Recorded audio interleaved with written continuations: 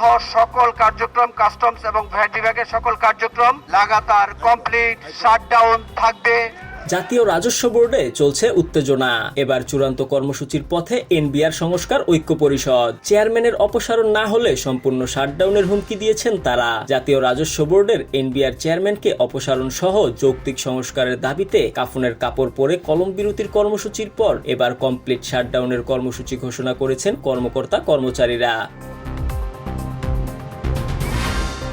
সোমবার 23 জুন সকাল 9টা থেকে 3 ঘন্টা কলম বিরতির কর্মসূচি পালন শেষে সংবাদ সম্মেলনে নতুন কর্মসূচি দেয় এনবিআর সংস্কার ঐক্য পরিষদ। দাবি পূরণ না হলে 28 জুন থেকে সব দপ্তর কমপ্লিটলি শাটডাউনের হুমকি দিয়েছেন সংগঠনটি। এর পাশাপাশি কলম বিরতির কর্মসূচি অব্যাহত থাকবে। এ সময় উপস্থিত ছিলেন এনবিআর সংস্কার ঐক্য পরিষদের সভাপতি, এনবিআর এর অতিরিক্ত কমিশনার হাসান মুহাম্মদ তারেক রিকাবদার ও মহাসচিব অতিরিক্ত কর কমিশনার সোহেলা সিদ্দিকা। এর আগে এনবিআর কর্মকর্তা কর্মচারীরা কাফনের কাপড় পরে কলম বিরতি পালন করেন।